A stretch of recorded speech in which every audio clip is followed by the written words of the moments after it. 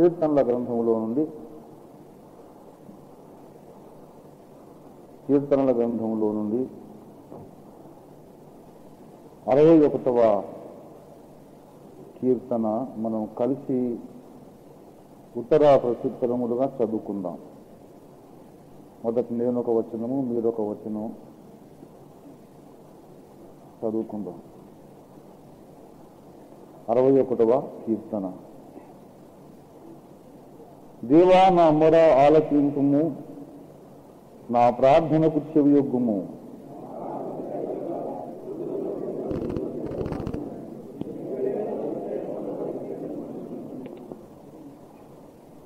నీవు నాకు ఆశ్రయముగా ఉంటివి, శత్రుల ఎదుట బలమైన కోటగా ఉంటివి.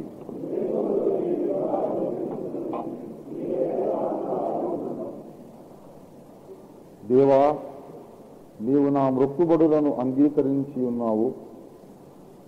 నీ నామమునందు భయభక్తులు గల వారి స్వాస్థ్యము నీవు నాకు అనుగ్రహించి ఉన్నావు.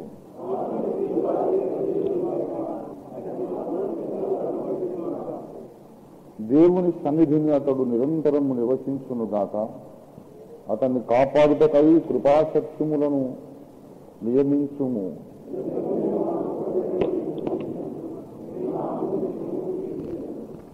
దేవుడి మాటలను మన వినికిడిలో ఆశీర్వదించునుగాక.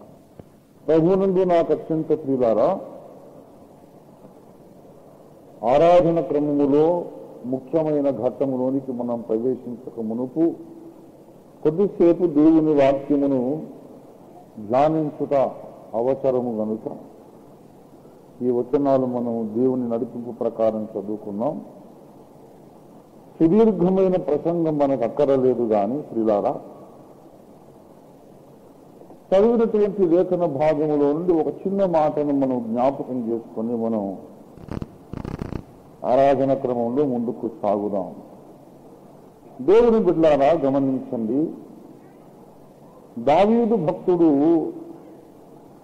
దేవుని పట్ల తనకున్నటువంటి దాహమును, దేవుని పట్ల తనకున్నటువంటి ఆశను ఈ కీర్తనలో వ్యక్తం చేస్తూ ఉన్నాడు. 61వ కీర్తనలో మొదటి వచనము చూడండి. దేవా, నా మొర ఆలకించుము. దేవా, నా మొర ఆలకించుము అన్న తర్వాత ఆ తర్వాత కీర్తనలో మీరు గమనించండి, దయచేసి ఏమి మొరపెట్టాడో మీరు ఆలోచించండి. నా మొర ఆలకించుము అని ప్రార్థన మొదలుపెట్టినటువంటి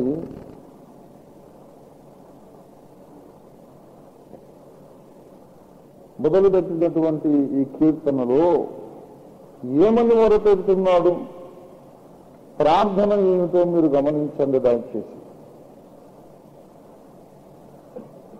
శత్రువుల నుండి నీవు నన్ను కాపాడుము అని కీర్తనలో ప్రార్థన చేశాడా?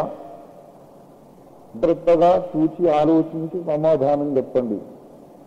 దేవా, నా శత్రువు నన్ను బాధించుతున్నారు, నన్ను కాపాడుము అని ప్రార్థన చేశాడా?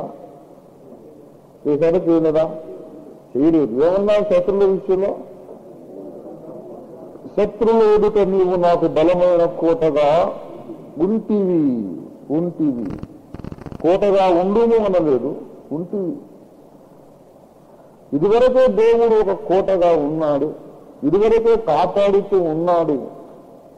ఏమండి, దావీదు భక్తునికి ఇహలోక సంబంధమైన బాధలు కానీ సమస్యలు కానీ ఏమీ ఉన్నట్లు ఈ కీర్తనలో కనిపించడం లేదు. ఆకలి దప్పికలు కానీ, ప్రాణ భయము కానీ, ఇతరత్ర ఈ లోక సంబంధమైన ఈతి బాధలు కానీ ఏది ఉన్నట్టుగా కనిపించడం లేదు. కానీ 2వ కీర్తన 2వ వచనములో 61వ కీర్తన 2వ వచనంలో ఆయన ప్రాణము తల్లడిల్లినదని చెబుతున్నాడు. నా ప్రాణము తల్లడిల్లగా. తల్లడిల్లుట అంటే చెప్పనలగి కాని బాధ, ప్రాణము విలవిలలాడేటంత బాధ, తట్టుకోలేనంత బాధ కలిగితేనే ప్రాణం తల్లడిల్లుతుంది. ఏమిటాయన బాధ? ఆయన మొర ఏమిటి, ఆయన బాధ ఏమిటి, ఆయన కోరిక ఏమిటంటే రెండవ వచనములో ఒక చిన్న మనవి చెబుతున్నాడు. ఏమిటంటే ఎక్కలేనంత ఎత్తైన కొండపైకి నన్ను ఎక్కించుము. ఆత్మీయ జీవితంలో ఒక ఉన్నతమైన శిఖరం మీదకి ఎక్కాలి అనే వాంఛ ఆ దైవజనుడి హృదయంలో అగ్ని వలె మండుతూ ఉన్నది. ఇంకో విషయం కూడా గమనించండి. 7వ వచనములో చూడండి, అతనిని కాపాడుటకై కృపా సత్యములను నియమించుము. కృపను సత్యమును నియమించుము. పరిశుద్ధాత్మ ద్వారా దావీదు భక్తుడు ప్రవచిస్తున్నాడు.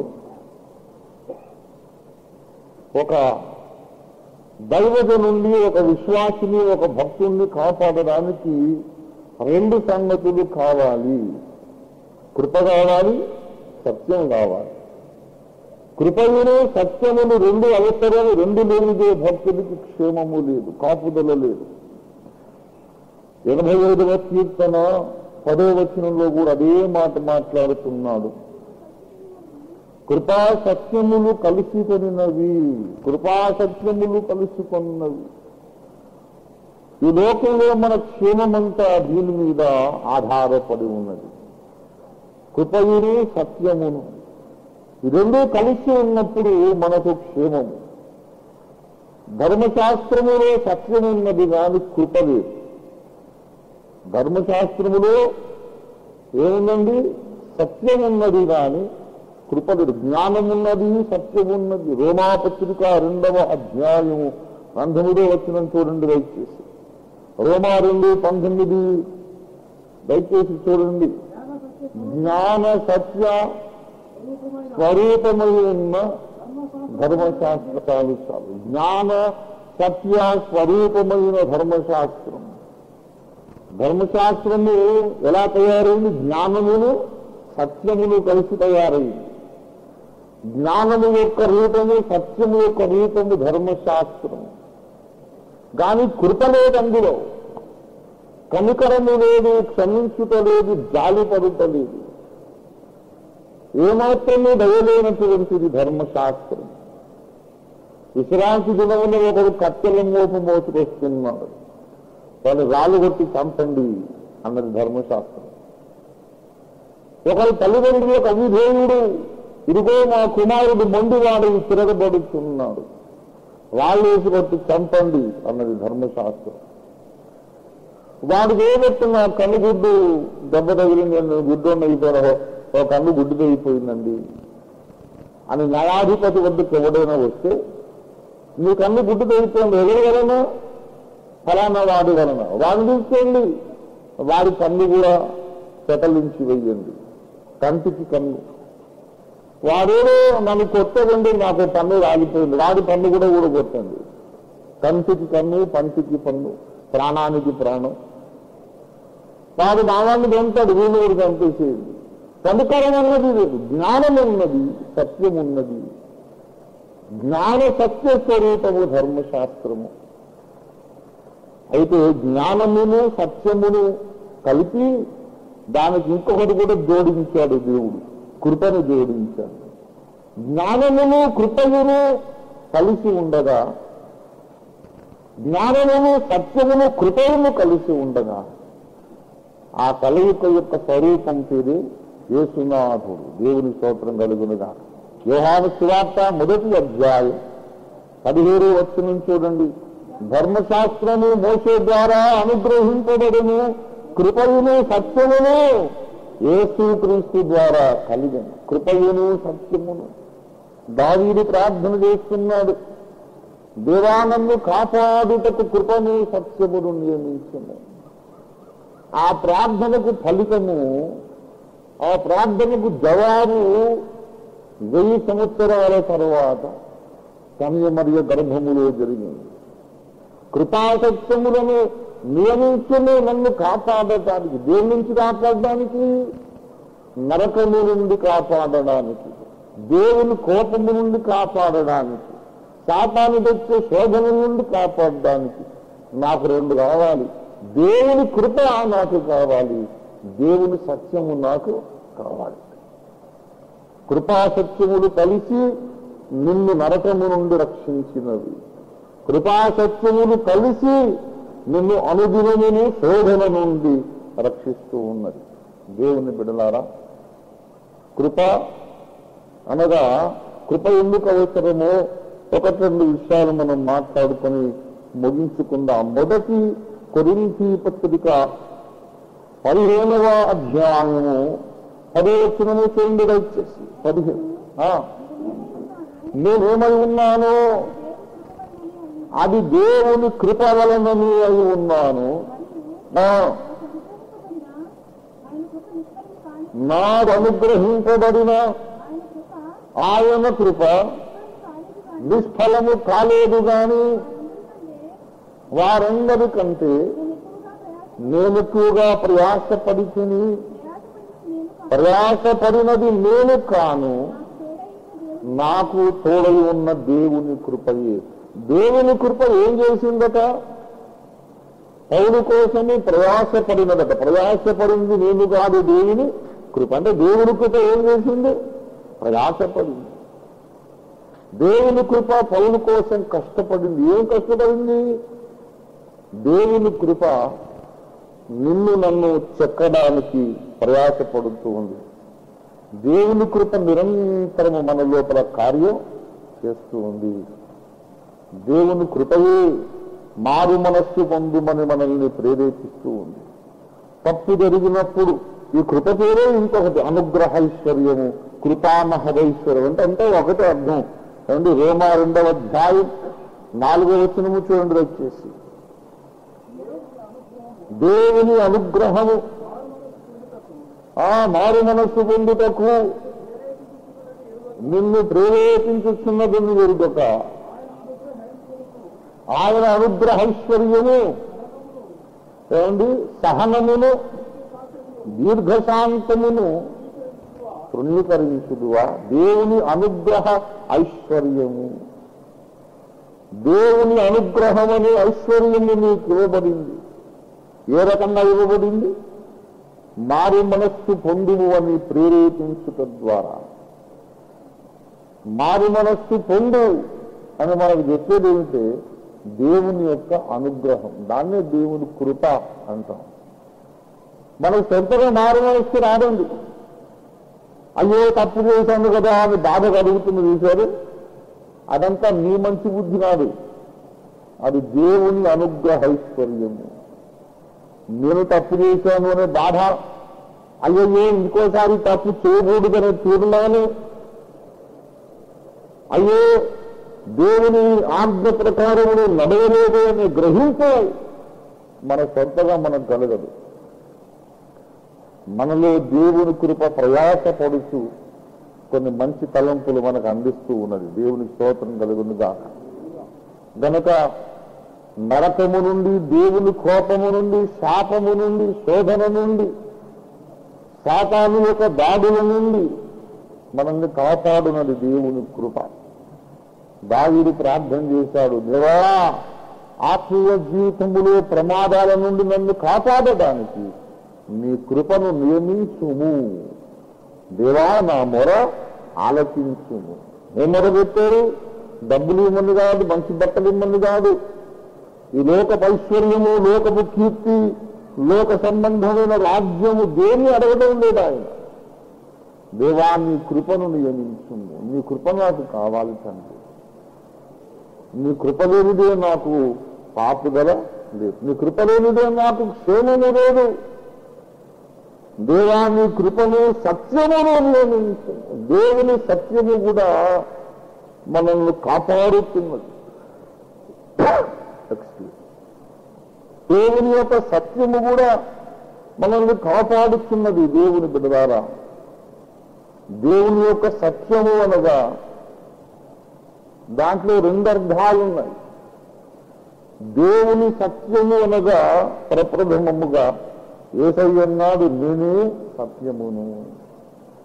నేనే సత్యమును. మనల్ని కాపాడే సత్యము ఒక వ్యక్తి. the truth that can protect as a person, the truth that is capable of keeping you, protecting you as a person. నేనే సత్యమును, దేవా నీ సత్యమును నియమించుము, నేను నీ సత్యమును బట్టి కాపుదల పొందుతాను, సంరక్షణ భద్రత అనుభవిస్తాను. రెండవదిగా దేవుని సత్యము అనేది దేవుని సత్య స్వభావము, దేవుడు పలికినటువంటి నిజము అని అర్థం. దేవుని వాగ్దానములు అని అర్థం. దేవుని వాగ్దానములు ఎన్ని అయినను అవన్నీ ఆమేన్ నిశ్చయములై ఉన్నవి అంటారు. 2 కొరింథీ 1:18 దేవుని యొక్క సత్య సంఘత కనబడుతుంది. అక్కడ దేవుని సత్య స్వభావము కనబడుతుంది. నాయన దేవుడు నమ్మదగిన వాడు కనుక నేను నీకు చెప్పిన వాక్యము ఆయనని చెప్పి కాదనినట్లుగా ఉండలేదు అన్నారా. మా చేత అనగా నా చేతను, శిలువ చేతను, తిమోతి చేతను మీలో ప్రకటించబడిన దేవుని కుమారుడైన యేసుక్రీస్తు ఆయనని చెప్పి కాదని వాడు ఉండలేదు కానీ ఆయన అవును అనువాడై ఉన్నాడు. ఒక మాట అవునన్నాడంటే అవునంతే, నిన్ను విడువను ఎడబాయను అన్నాడంటే విడువడంతే. నిన్ను విడువను ఎడబాయను, నా వద్దకు వచ్చి వారిని నేనెంత మాత్రమే బయటికి త్రోసి వెయ్యను అంటే త్రోసి వెయ్యడంతే. ఒక వేశ్య వచ్చి ఆయన పాదాలు ముద్దు పెట్టుకొని కన్నీళ్లతో ఆయన పాదాలు కడిగింది. చాలా అపవిత్రమైన స్త్రీ, ఊరందరికీ తెలుసు ఆమె జీవితం. అందరూ అసహించుకుంటున్నారు. ఇట్లాంటి అపవిత్రురాలు వచ్చి ఆ పరిశుద్ధుని పాదాలు ముట్టుకోవడం ఏంటి, ఆయన అభ్యంతరం చెప్పడం లేదేంటి, ఈయన ప్రవక్త, ఈయన ఎలాంటిదో అనేది తెలిసి ఉండును అని అనుమానాలు కూడా వచ్చినాయి వాళ్ళు. ఆయన సరైనోడైతే, పరిశుద్ధుడైతే మనకి నువ్వు ముట్టుకుంటే ఎట్లేమో ఎట్లా అవుతాడు. ఏమైనా భిక్ష కావాలంటే దూరంగా నిలబడి అడగాలి, నన్ను ముట్టుకుంటానండి అని కోప్పడాలని పరిసయుడైన సీమోను ఎక్స్పెక్ట్ చేశాడు. కానీ యేసయ్య ఒక్క మాట అనలేదా, ఎందుకు వచ్చావని లేదు, వెళ్ళిపోమ్మని లేదు, నా కుమారి నీ పాపములు క్షమించబడి ఉన్నవి. దేవుని స్తోత్రం కలిగి ఉన్నదా.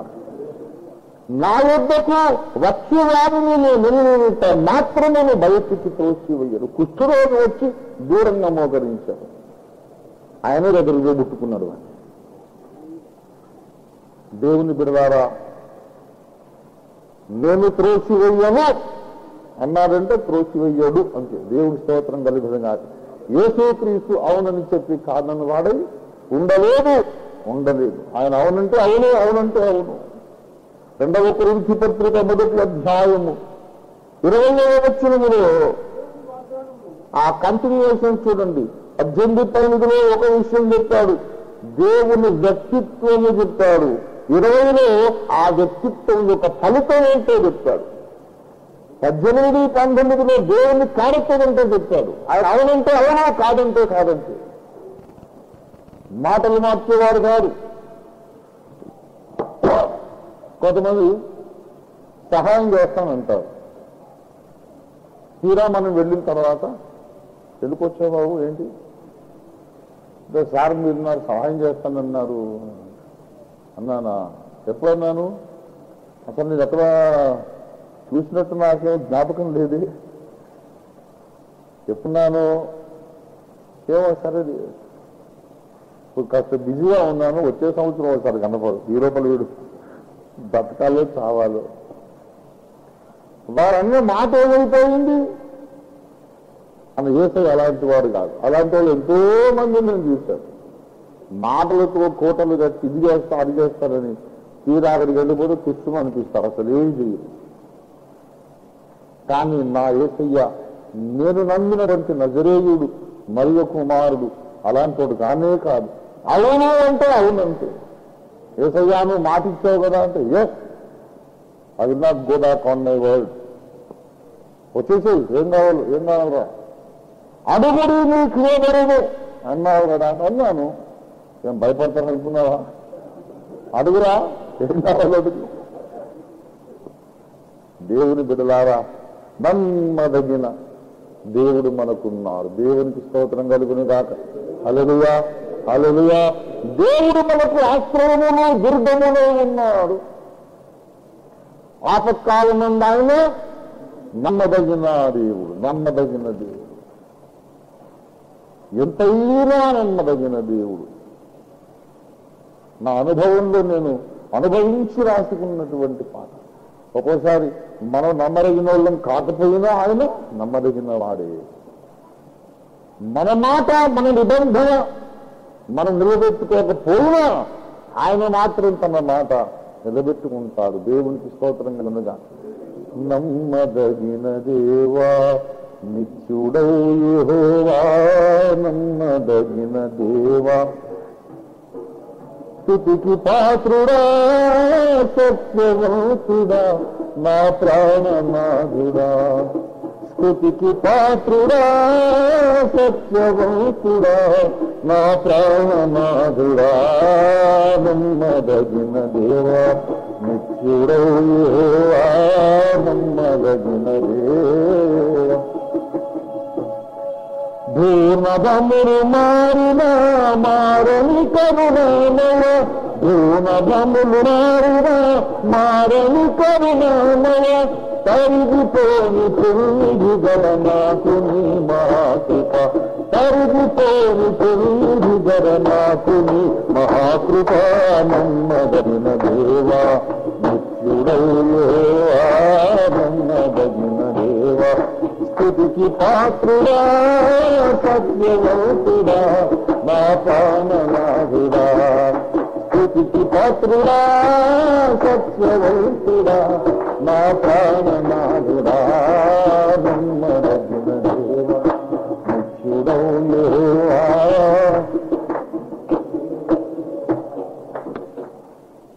నమ్మదగిన దేవుడు అండి. ఒక ఆయన ఫోన్ చేసి వస్తానని చెప్పి మాట ఇచ్చారు. నాకు 35,000 ఇవ్వాలి. అయ్యగారు వస్తున్నాను, ఇది ఇప్పుడు 5 నిమిషాల్లో నేను ఉంటా. 5 నిమిషాలు వస్తున్నాడు కదా సంతోషపడ్డా. ఈ లోపల ఇంకెవరో ఫోన్ చేశారు, లేదా డబ్బులు వస్తున్నాయి, నేను ఒక 1/2 గంటలో మీకు తెచ్చిస్తారని నేను చేశాను. ఇంకా సరే మరి 5 నిమిషాలైనా 6 నిమిషాలైనా 7 నిమిషాలైనా ఈ మనుషులు రా అలా వచ్చేస్తున్న 5 నిమిషాలు మళ్ళీ ఫోన్ చేసి 5 నిమిషాలు, సరే మళ్ళీ 5 నిమిషాలైనాయి, 10 నిమిషాలైనాయి, రాదు. మళ్ళా ఫోన్ చేసి ఏమయ్యా ఎక్కడున్నా అనే వస్తే 5 నిమిషాలు. అదే సరే మరి మంచిది అన్నాడు. మరి ఇట్లా 5-6 సార్లు అయిపోయింది. ఎప్పుడు అడిగినా 5 నిమిషాలు అంటే ఏంటో, ఎప్పుడు అడిగినా 5 నిమిషాలంటే నేను మాటలు మార్చే రకం కాదు సార్. ఎప్పుడు ఒకటి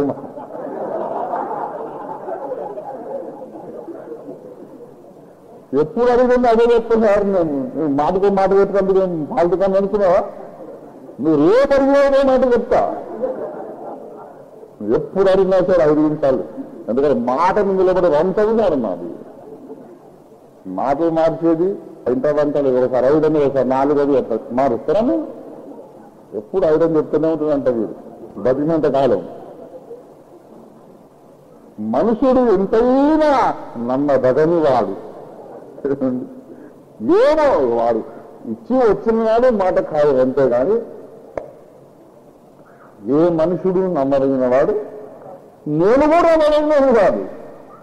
కానీ ఏసయ్య నమ్మదగిన వాడు. దేవునికి స్తోత్రం కలుగునుగా. ఎప్పుడైనా నేను నమ్మకంగా నా మాట నిలబెట్టుకుంటే అది యేసు సామర్థ్యమే తప్ప నా సొంత మంచితనం కాదు. దేవుని స్తోత్రం కలుగును కాదు. ఒక్కోసారి డౌన్ మిస్టేక్ నేను మాట నిలబెట్టుకుంటా. దేవుని స్తోత్రం. పొరపాటున అనుకున్నట్టు చేసేస్తుంటాను అన్నమాట. అదే ఇదేం కాదు, ఇంత మంచి అయిపోయినా అని చాలా పరేషాన్ అవుతుంటారు. తర్వాత దేవుడు చెప్తారు, ఏం పరేషాన్ కాదు, నువ్వు మంచిగా ఏం కాలేదు, నేను వచ్చి నీ లోపల జీవించుతున్నాను గనక కొంత మంచితనం అక్కడక్కడ ప్రత్యక్షం అవుతా ఉంది. దేవుని స్తోత్రం కలిగింది కాక. హల్లెలూయా. మనిషి నమ్మదగిన వాడు కాదు, కానీ యేసు ఎంతైనా నమ్మదగిన వాడు. యేసును నమ్మి చెడిపోయినోడు ఈ విషయంలో ఎవ్వడు లేదండి. దేవుని స్తోత్రం కలిగింది కాక. చెడిపోయిన వాళ్ళందరూ యేసును నమ్మి బాగుపడ్డారు, కానీ యేసును నమ్మి చెడిపోయినాడు ఎవడు కూడా లేడు, లేడు, లేడు, ఉండడు కూడా. నమ్మదగినవాడు, నమ్మదగినవాడు. సత్యము అనగా ఒక వ్యక్తి, యేసనే వ్యక్తి. సత్యం అనగా ఆ సత్యవంతుడు చెప్పిన మాట. దేవునికి స్తోత్రం కలుగునుగా. నీ వాక్యమే సత్యము, నీ వాక్యమే సత్యం. ఈ 2వ కొరింథీ 1వ అధ్యాయం 18, 19 వచనాలలో దేవుని వ్యక్తిత్వము చెప్పబడి ఉన్నది. 20వ వచనములో దేవుని వ్యక్తిత్వం యొక్క ఫలితము వ్రాయబడి ఉన్నది. 18, 19 వచనాల్లో అన్నాడు దేవుడు నమ్మదగిన వాడు. 20వ వచనంలో అన్నాడు గనుక దేవుని వాగ్దానములు కూడా నిశ్చయములై ఉన్నవి. దేవునికి స్తోత్రం కలుగును గాక. హల్లెలూయా. దేవుని వాగ్దానములు నిశ్చయములై ఉన్నవి. ఆ నమ్మకమైన వాగ్దానములను బట్టి నీవు నేను ఇంకా బ్రతికి ఉన్నాం. దేవుని వాగ్దానములు నమ్మకమైనది కనుకనే మనం ఈనాడు ఇంకా బ్రతికి ఉన్నాం.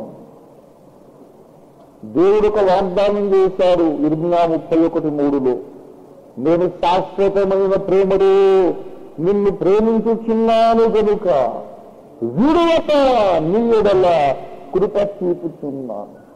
ఎట్లా కృప చూపుతున్నాడు ఆయన? విడువక విడువక కృప చూపుతూనే ఉన్నాడు. అందుచేతనే గడిచిన వారములు మనం అనేక విషయాల్లో ప్రభువుని దుఃఖపరిచాం, అనేక విషయాల్లో మనం తప్పిపోయాం, అనేక విషయాల్లో పరిశుద్ధాత్మను గాయపరిచాం, ఆత్మీయ జీవితాన్ని మనం నిర్లక్ష్యం చేశాం, మనల్ని గమనించుతున్న లోకస్తుల ముందు ప్రభుకు అవమానకరంగా మనం ప్రవర్తించాం. యాకోబు భక్తుడు చెప్పినట్లు సహోదరులారా మనమందరము అనేక విషయములలో తప్పిపోతున్నాము. మనమనము అనేక విషయాల్లో తప్పులుస్తున్నాము. ఒక మాట అడుగుతాను, మనమందరము తప్పులుస్తున్నామా? మనలో కొందరే తప్పులుస్తున్నారా? అందరమునే తప్పులుస్తున్నాం. యాకోబు కూడా తప్పులుస్తున్నాడా?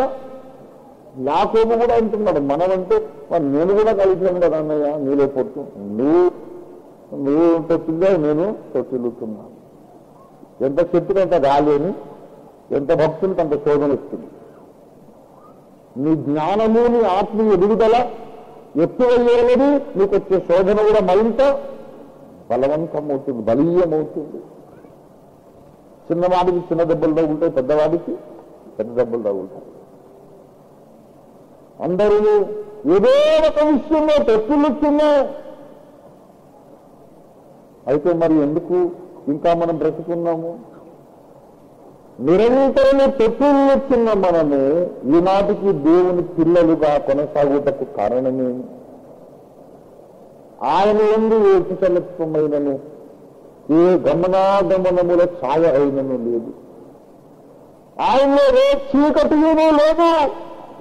కానీ మన బ్రతుకుల్లో అక్కడక్కడ కొంత చీకటి ఉంది. మరి ఎందుకు మనం ఇంకా బ్రతుకున్నాం? ఎందుకు నశించలేదు? ఒక ఆశ్చర్యకరమైన విషయం మీ దృష్టికి తెస్తాను. మరాఠీ గ్రంథానికి రండి.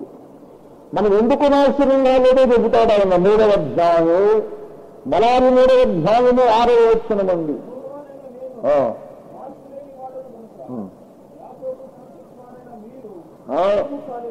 యెహోవానగు నేను మార్పు లేని వాడను కనుక యాకోబు సంతతి వారికి మీరు లయము కాలేదు.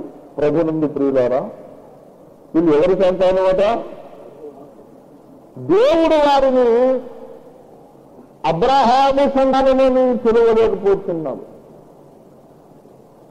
అబ్రహాము సంతానం అని అనలేదు, ఇస్సాకు సంతానం అనలేదు. ఎవరి సంతానం అన్నాడు? యాకోబు. యాకోబు సంతానం ఉండదు, ఇశ్రాయేలు సంతానం అన్నది ఆయన. యాకోబుతో ఏం చెప్పారు అబ్బోకురు దగ్గర? ఇక మీదట నీ పేరు ఇశ్రాయేలు, దాని యాకోబు అనబడదు అన్న తరువాత దేవుడు యాకోబు అనేది చాలాసార్లు వాడాడు. ఇక మీదట నీ పేరు యాకోబు అనబడదు అని చెప్పిన దేవుడు చాలాసార్లు యాకోబు యాకోబు యాకోబు అన్నాడు. నేను అబ్రహాము దేవుడను, ఇస్సాకు దేవుడను, యాకోబు దేవుడనని హోరేబు కొండ మీద మోషకు దేవుడు తను తాను పరిచయం చేసుకున్నాడు. నేను అబ్రహాము, ఇస్సాకు, ఇశ్రాయేలు దేవుడని చెప్పుకోవచ్చు కదా. యాకోబు యాకోబు అనే పేరు యాకోబు జీవితంలోని మొదటి దశను సూచించుతున్నదని నేను యాకోబు దేవుడని చిన్న గ్రంథంలో చెప్పాను. యాకోబు అనగా యబ్బోకు రేవుకు రాకముందు అతనికి ఉన్న క్యారెక్టర్, అతనికి ఉన్న జీవితం. ఇశ్రాయేలు అంటే యబ్బోకు తరువాత బ్రతికిన జీవితం. యాకోబు యొక్క సంతానం అనగా మారు మనస్సు పొందక ముందు సంతానం. ఇంకా మోసాలు చేస్తూ కపట ప్రవర్తన కలిగి జీవించిన కాలం అన్నమాట. యాకోబు అంటేనే మోసగాడని అర్థము. యాకోబు సంతతి వారైన మీరు అంటే అర్థం ఏంటంటే మోసగాడి సంతానమైన మీరు, అబద్ధికుని సంతానమైన మీరు, వేషధారి యొక్క సంతానమైన మీరు, గొర్రెతోలు కట్టుకొని అనవతో చెప్పుకొని కన్న తండ్రిని మోసగించిన వాళ్ళు సంతానమైన మీరు. దేవుడు స్పెసిఫై చేస్తున్నాడు. మీ బ్రతుకులు చూస్తుంటే మీరు ఇశ్రాయేలు కొడుకులు కాదు నాయన, యాకోబు కుమారులు. అన్ని యాకోబు లక్షణాలు మీకు వచ్చినాయి. యాకోబులో మీరు అబద్ధం ఆడుతున్నారు. ఒక్కడూ కూడా అసలు పేర్లు ఎత్తట్లేదు, అందరూ వేరే వేరే పేర్లు చెప్పుకుంటున్నారు. నువ్వు ఎవరగా, నీ బ్రతికేమిటి, నీ అనుభవం ఏమిటంటే ఒకటే లోపల దాచుకుని బయటకు ఇంకోటి చెప్పుకుంటున్నారు. అందరూ ఏదో ఒక ముసిరిలో బ్రతుకుతున్నారు. గుర్రతోలు కట్టుకున్నాడు యాకోబు. అలాగే విశ్వాసులందరూ ఏదో ఒక తోలు కట్టుకుంటున్నారు. ఏ తోలు కట్టుకుంటే సంఘంలో చలామణి కావచ్చో ఆ తోలు కట్టుకుంటున్నారు. ఏ తోలు కట్టుకుంటే అందరూ మర్యాద మందంగా గౌరవం ఇస్తారు, ఆ తోలు కట్టుకుంటున్నారు. కట్టుకున్న తోలు తప్ప అసలు ఆకారం ఎవరి ఆకారం ఎవరికి తెలియదు. Man is living in hypocrisy. Everyone is living in hypocrisy. ప్రభువు దయాళుడని మీరు రుచి చూచి ఉన్న వదల వేషధారణ మానుడి అన్నారు. అంటే ఇప్పటిదాకా వేషధారణ చేస్తూనే ఉన్నారు, ఇప్పుడు మానండి అన్నాడు. మొదటి పేతురు 2వ అధ్యాయం 2వ వచనంలో సమస్తమైన వేషధారణ మానండి అంటే వీళ్ళందరూ వరన్న మాట ఇంకా వేషధారణలోనే బ్రతుకుతున్నవారు, వీరందరూ యాకోబులు అన్నారు. మీరందరూ అనేక విషయాల్లో తప్పిపోతున్నారు, వేషధారణ జీవితం కలిగి ఉన్నారు. మీరు యాకోబు సంతతి వారు అనే పేరుకు తగినవారు, అయినా మీరు లయము రాలేదు అని దేవుడు గుర్తు చేస్తున్నాడు. మీరు లయము కాలేదు, ఇంకా వెతికి ఉన్నారు, మంచి ఉద్యోగాల్లో ఉన్నారు, మంచి పదవుల్లో ఉన్నారు, మంచి భోజనం చేస్తున్నారు, మంచి బట్టలు కట్టుకుంటున్నారు, అనేకులు మీరు స్థానంలో ఉన్నారు, మీరు మంచి ఆశీర్వదించబడిన స్థానంలో మీరు ఉన్నారు. ఎందుకున్నారు? మీరు మనుషులని కాదు, యెహోవానగు నేను మార్పు లేని వాడను గనుక అన్నారు. దేవుని స్తోత్రం కలిగింది. దేవుడు మార్పు చెందకపోతే మనము లయం కాకపోవడం ఏంటి? దేవుడు మార్పు చెందని వారు కనుక మనం క్షేమంగా ఉండడం ఏంటి? అంటే ఈ దేవుడు లోగడ చాలా సంవత్సరాల క్రితము ఒక మాట వాగ్దానం చేశాడు. 8:31 చదవండి దయచేసేవాడు. చాలా కాలము క్రిందట ఆ మాట నాకు ఎంత ఇష్టమో చెప్పలేను. యెహోవా నాకు ప్రత్యక్షమై ఇట్లా నేను ఎంతకాలము కింద నిన్న మొన్న కాదు చాలా కాలము క్రిందట, కొన్ని వారములు, నెలలు, సంవత్సరాలు, దశాబ్దాల కిందట ఎప్పుడో దేవుడు ప్రత్యక్షమై ఇట్లా నేను అరే ఎప్పుడో చెప్పిన మాట ఇప్పుడు చెబుతున్నాను. నాకు ఫలానా వారు 1,00,000 రూపాయలు ఇస్తానన్నారు, వెళ్ళి తీసుకురా అని చెప్పాను అనుకో. ఎప్పుడు చెప్పాడు అన్నయ్య అంటే 50 ఏళ్ళు అయ్యింది చెప్పి. అంటే మీరు వెళ్తారా? 50 ఏళ్ళు కిందకి ఇచ్చిన మాట ఇప్పుడు ఉందో లేదు ఇంకా వారి మైండ్లో, అసలు గుర్తుపడతాడో లేదు. 50 ఏళ్ళ కింద మాట ఇస్తే ఇప్పుడు వస్తావు నాయన, మహా పుణ్యాత్ముడి ఆయన ఎక్కడ దొరుకుతాయని ముద్దొచ్చినప్పుడే సంతకు ఎక్కాలి, ఇస్తారన్నప్పుడే తీసుకోవాలి. అంతేగాని 50 ఏళ్ళ కింద మాట ఇస్తే ఇప్పుడు వస్తావు 1,00,000 రూపాయల కోసం. 1,00,000 ఏడు ఈ లోపల నుంచి దివాలా తీస్తాను, ఓ 10 రూపాయలు ఉంటే ఇచ్చిపోయినాయన అంటాడు వాడు.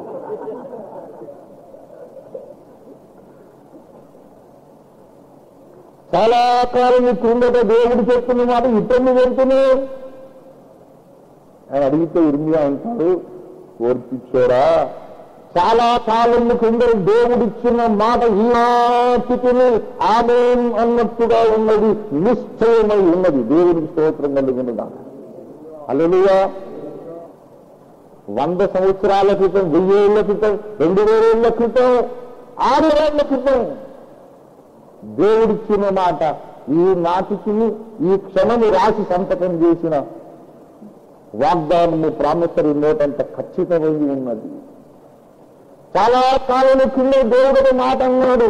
ఏమన్నాడంటే నేను విడువక నీ పట్ల కృప చూపుతూ ఉంటానన్నారు. దేవుని స్తోత్రం కలుగునుగా. విడువక కృప చూపుతూ ఉంటానని అన్నాడు. అది చాలా కాలం అయిపోయింది, కానీ దేవుడు ఇంకా ఆ మాటకు కట్టుబడి ఉన్నాడు. దేవుని స్తోత్రం కలుగునుగా.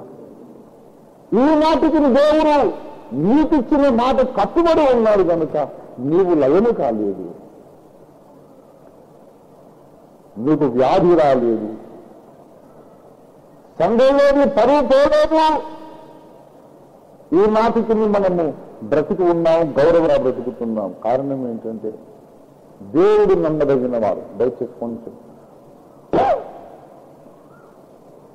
అడ్డుకోండి. దేవుని బిడ్డలారా, యెహోవానగు నేను మార్పు లేని వాడను కనుక మీరింకా చచ్చిపోలేదు అంటున్నాడు ఆయన. యెహోవానగు నేను వాగ్దానాన్ని నిలబెట్టుకునేవాడిని కనుక మీరింకా ఏమి కాలేదు.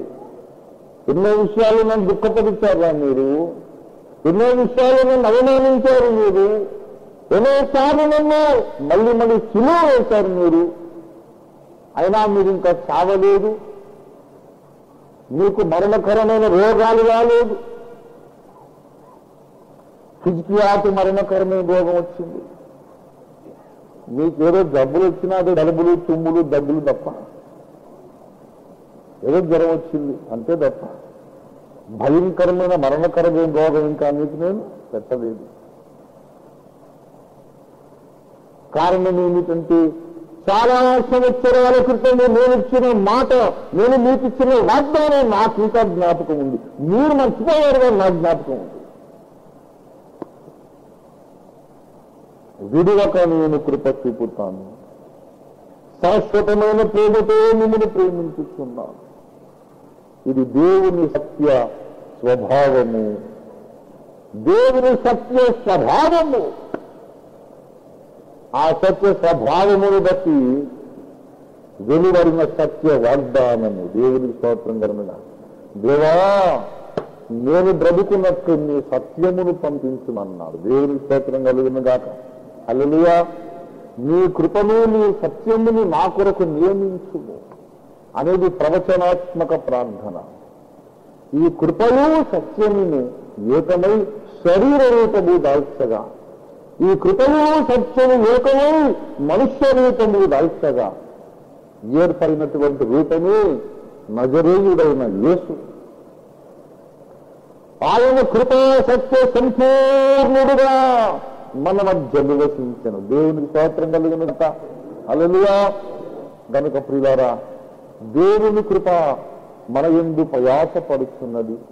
దేవుని సత్యము మనల్ని కేడుము వలి కాపాడుతున్నది. గనుక గత వారమంతా మనము క్షేమముగా నడిచి ఈ మజిలీకి చేరుకున్నాం, ఈ ఆదివారానికి చేరుకున్నాం.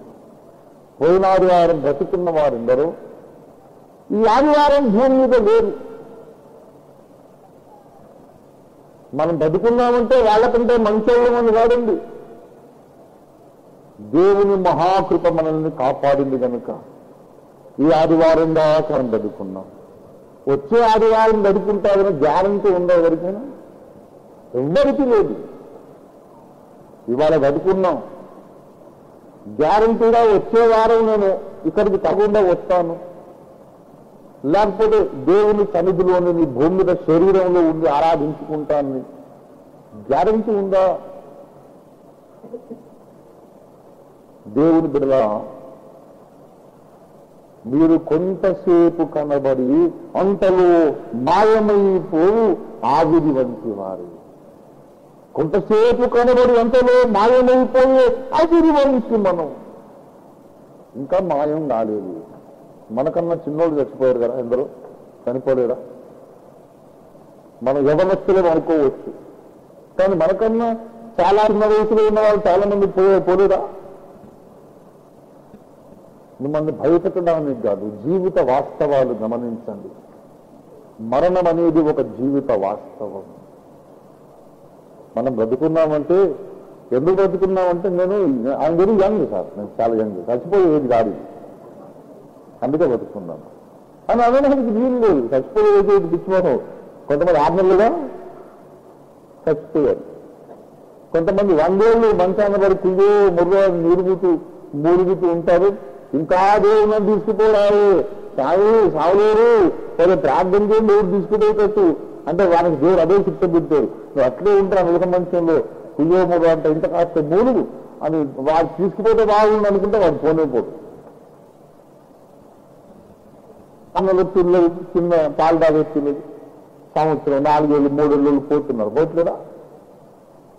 ఎందుకు పెట్టుకున్నామంటే ఇది పోయే ఏజ్ కాదు సార్, మంచి యంగ్ ఏజ్లో. అంటే మీరు పోయే ఏజ్ అనేది ఉండదు బాబు, ఏ ఏదైనా పోవచ్చు. ఏది ఆడిక్కడ దేవుని కృపను బట్టి బ్రతుకున్నాం. దేవుని స్తోత్రం కలుగునుగా. హల్లెలూయా. ఆయన మార్పు చెందలేదు కనుక శాశ్వతమైన ప్రేమతో నిన్ను ప్రేమించుతున్నాను కనుక విడువక నేను కృప చూపుతున్నాను అని చెప్పిన దేవుడు మారలేదు కనుక మనం ఇంకనూ బతికి ఉన్నాము. దేవునికి స్తోత్రం కలుగును గాక. హల్లెలూయా, హల్లెలూయా. ఎందరిని ప్రభు నుండి ఎరిగెను, అందరినీ ప్రభు నిర్ణయించేను. ఎందరినీ ప్రభు నుండి ఎరిగెను, అందరినీ ప్రభు నిర్ణయించేను. పొందుగా పిలచి నీతిగా తీర్చే సుందరముగా మహిమా పరచు. పొందుగా పిలచి నీతిగా తీర్చే సుందరముగా మహిమా పరచు. యేసు మారడు, యేసు మారడు, విశ్వామంతా మారి నన్ను మాట్లాడతాడు. యేసు మారడు, విశ్వామంతా మారి నన్ను మాట్లాడతాడు. యేసు మారడు, ఏడు మారడు, మాట తప్పడు. కాబట్టి మనం ఇప్పుడు ఇంకా బ్రతికి ఉన్నాం. దేవునికి స్తోత్రం కలుగునుగా. ప్రభునందు ప్రియులారా, యెహోవానగు నేను మార్పు చెందని వాడను కనుక మోసగాడి సంతానమైన మీరు ఇంకా లయము కాదు. యెహోవానగు నేను మార్పు చెందలేదు కనుక అబద్ధికుడి పిల్లలైన మీరు ఇంకా లయము కాలేదు. దావీదు భక్తుడు ఇదే కోరుతున్నాడు, అయ్యా నేను యాకోబు సంతానాన్ని, నా నీతికి నా భక్తికి గ్యారంటీ లేదు నాయన, నా నీతికి నా భక్తికి గ్యారంటీ లేదు. ఇవాళ ఒకలాగా రేపు ఒకలాగా ఉండే మనుషులు, ఆదాము కుమారుణ్ణి యాకోబు కుమారుణ్ణి,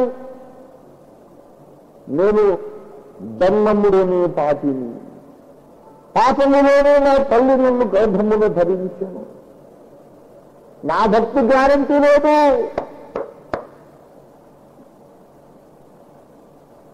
బట్టలు కొనేటప్పుడు చెప్తాడు, ఇది గ్యారంటీ కలదు సార్, కోట తీసుకురావుతారు, మళ్ళా కొత్తది ఇస్తాను గ్యారంటీ సార్. అది తీసుకొచ్చి నానబెట్టి దానికొని ఎరగానే మొత్తం ఊరికే నా బంధువులు అన్నిటికీ పట్టింది. ఆ బంధువుల మీద గ్యారంటీ ఉండదు, అక్కడ తీసుకురావడం లేదు. మళ్ళా తీసుకురావడం వాళ్ళ దగ్గరికి ఆల్ఫా హోటల్ దగ్గర ఉన్నారు. ఏది అంటున్నటువంటి బంధువులు ఇది ఎంత తీసుకోవాలి చూపిస్తే అదే వచ్చింది అసలు ఏ దాని నుంచి పోయింది ఎప్పుడైతే మీరు వేస్తున్నా కదా. మరి ఈ మాయ మరణం ఏంటో నాకు అర్థం కాదు, కానీ ఒరిజినల్ బట్ట నుంచే రంగు ఉంది, మరి దాని నుంచి గోడగా పోరు, మీరు చూడండి పోరు సార్. మరి నా మాట అబద్ధం కాదు, గ్యారెంటీ చెప్తున్నా లేదు. అంటే ఇప్పుడు దీనికి గ్యారెంటీ ఉంటుందని కాదు సార్, దేనికన్నా అంటుకుంటే కనుక అక్కడ గ్యారెంటీ ఉంటుంది. ఇది పనికి రాలేదు, ఆ పని పనికి రాలేదు, ఏం వేసుకుంటాం చేయండి. గ్యారంటీ అనేది దేనికి లేదు ఈ లోకంలో, కానీ ఒక్కదానికి మాత్రం గ్యారంటీ ఉందండి. దేవుని కృపకు గ్యారంటీ ఉంది, దేవుని ప్రేమకు గ్యారంటీ ఉంది, దేవుని వాగ్దానములకు గ్యారంటీ ఉంది. దానికున్న గ్యారంటీ ఏంటంటే యేసయ్య రక్తమే. దేవునికి స్తోత్రం కలుగును గాక. దేవుని యొక్క మంచితనమే గ్యారంటీ, దేవుని సత్య స్వభావమే గ్యారంటీ. దావీదు అందుకే అడిగాడు, నా భక్తికి గ్యారంటీ లేదు నాయన, ఇట్లాంటి పనికి మారినోడు క్షేమముగా పరలోకం చేరాలంటే నీ కృపయే నీ సత్యము నాకు అవసరం, వాటిని నియమించము అని ప్రాణము తల్లడిల్లగా మొరపెట్టుచున్నాడు దావీదు భక్తుడు. దేవునికి స్తోత్రం కలుగునుగా. ఇంకేం మొర, జబ్బు చేసింది నయం చేయనాయనని మొరపెట్టట్లేదు, కృపాసత్యమును నియమించము అని మొరపెట్టాడు. దేవుని స్తోత్రం కలుగునుగా. నాకేదో ఆర్థిక ఇబ్బందులు నాయన మొరపెట్టలేదు, దేవా నీ కృపాసత్యములను నాకు నియమించు, అవి నన్ను కాపాడి పరలోక రాజ్యం చేరుస్తాయి నాయన అని ప్రార్థన చేశారు. భక్తులందరి ప్రార్థనలు విన్న దేవుడు కృపను సత్యమును నియమించాడు. ఆ కృపా సత్యములనే మనం ఇప్పుడు ఆశ్రయిద్దాం, మన జీవితాన్ని పరీక్షించుకుందాం. మనకు దేవుని కృప అవసరం, దేవుని సత్య వాగ్దానం అవసరం. కృపను ఆశ్రయించి సత్యమును ఆశ్రయించి దేవుని సన్నిధిలో మరొకసారి మనం దేవునితో సమాధాన పడదాం. ప్రార్థన చేసుకుందాం. అందరూ తలలు వంచండి.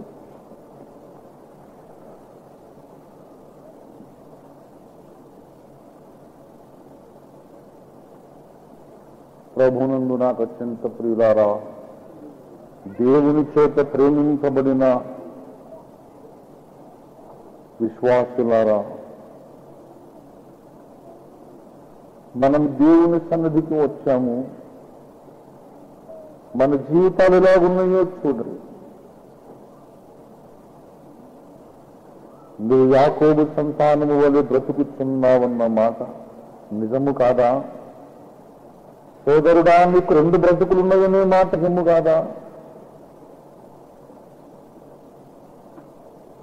నీకున్న అలవాట్లలో, నీకున్న జీవిత దినచర్యలలో చాలా భాగము నీ తల్లికి తెలియదు, నీ తండ్రికి తెలియదు, నీ తోట పుట్టిన అక్క చెల్లెండు అన్నదమ్ములకు తెలియదు, నీ భార్యకు నీ భర్తకు తెలియదు. నీ ఒక ముసుగు కింద జీవిస్తున్నావన్న మాట నిజం కాదా? ఓ యాకోబు కుమారుడా, నీవు ఇంకా ఎందుకు చచ్చిపోలేదు?